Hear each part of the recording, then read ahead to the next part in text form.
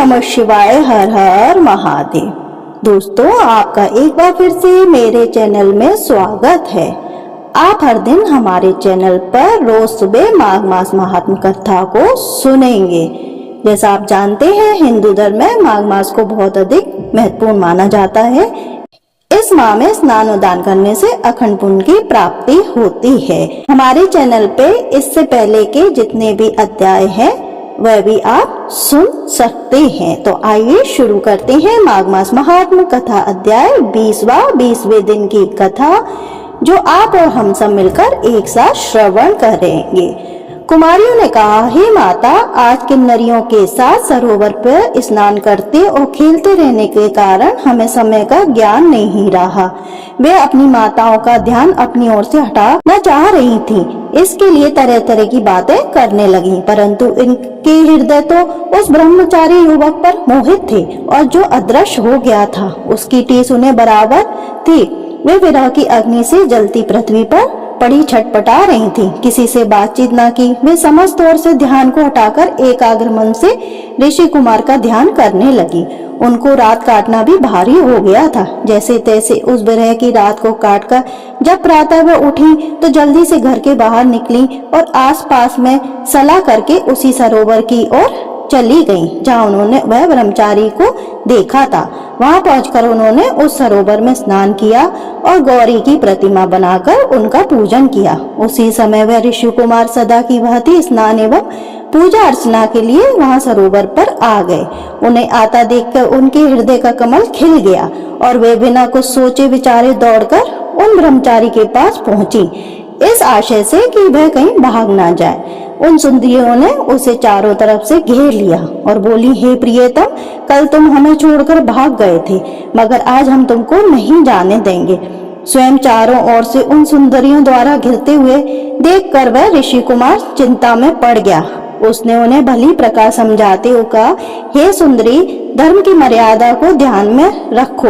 मैं तो अभी तक ब्रह्मचारी हूँ और वेद अध्ययन कर रहा हूँ। जब तक मैं गृहस्थ आश्रम में प्रवेश करने के योग नहीं हो जाता, तब तक मैं विवाह कैसे कर सकता हूँ। गुरुजनों का कथन है कि प्राणी को अपने वर्ण का और आश्रम की रक्षा करनी चाहिए, इसलिए तुम मुझे वरण करने का विचार त्याग कर अपने इस घेरे को तोड़कर मुझे बंधन मुक्त करो। वे गंधर्व कन्याएं काम वासना से युक्त हो रही थीं। उस ऋषि पुत्र की वह अमृतवाणी सुनकर वे और अधिक अधीर हो उठी और बोली, हे काम रूपे, विद्वानों का कथन है कि धर्म से अर्थ, अर्थ से काम और काम से धर्म का उदय होता है। तुम्हारे संचित धर्म के कारण ही अब काम तुम्हारे सम्मुख है, अतः उसका उपयोग करें। यहाँ तो स्वर्ग भूमि, यहाँ दिव्य भोगी की कमी नहीं है। उचित है कि आप हमें निराश ना करें और हमारे काम अग्नि से जलते हुए हृदय को शांति पहुँचाए। तब उस ऋषि कुमार ने गंभीर होकर कहा, हे देवियों, तुम्हारा कथन न्याय संगत है, परंतु आप मेरी कठिनाइयों को बिना देखे ही अपना निर्णय दे रही हैं। मुझे अपना ब्रह्मचार्य व्रत को समाप्त करने के लिए गुरु की आज्ञा लेना अनिवार्य है। तब उन कन्याओं ने काम से विफल होकर कहा, तुम महान मूर्ख हो। शास्त्रों का कहना है कि बुद्धिमान वही है जो सहज प्राप्त होने वाली दिव्यौषधि, ब्रह्म रसायनों, सिद्धियों, निधियों, रसों, कलाओं, सुंदर स्त्रियों, मित्रों और धर्म सिद्धियों को नहीं त्यागता। यदि ये वस्तुएं अनायास ही उन्हें प्राप्त होती हैं, तो उसे किंचित भी आलस नहीं करना चाहिए। जिसे हम जैसी सुंदरी प्राप्त होती हैं, वह बड़ा भाग्यशाली होता है। हमारी सुंदरता को देखो, हमारे कुल आदि को समझो। देव की गति है कि हम तुम जैसे तपस्वी कुमार पर ही आसक्त हुई हैं। अब तुम्हारा कल्याण इसी में है कि हमारे साथ गंधर्व विवाह करके हमें स्वीकार करो, अन्यथा हम इसी वन में निराश होकर अपने प्राण त्याग देंगे। तब उस धर्म प्राण ऋषि कुमार ने कहा, हे सुंदरियों, धर्म, अधर्म, काम, मोक्ष चारों वर्ग विधि पूर्वक सेवन करने से ही प्राणी को उसका सुफल प्राप्त होता है। अतः जब तक मेरा ब्रह्मचार्य व्रत पूर्ण नहीं हो जाता, मैं कदापि तुम्हारा वरण नहीं कर सकता, क्योंकि समय से पूर्व किया गया कर्म उसी प्रकार नष्ट होता है जैसे कि सागर में डाला गया एक लोटा जल। हे कन्याओं, इस समय मेरा मन धर्म में आसक्त है, अतः मैं तुम्हारी इच्छा की पूर्ति कदापि नहीं कर सकता।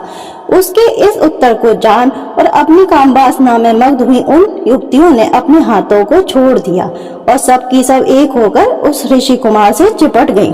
प्रेमोदिनी ने उसके चरण पकड़े। सुशीला और स्वरा ने उसकी दोनों भुजाओं को जकड़ लिया। सुतारा उसके वक्ष स्थल से चिपट गई और चंद्रिका उसके मुख को चूमने लगी। इस प्रकार काम और शक्ति उन गंधर्व कन्याओं के उत्तेजित करने पर भी वह ऋषि कुमार अपने धन की रक्षा में सफल रहा।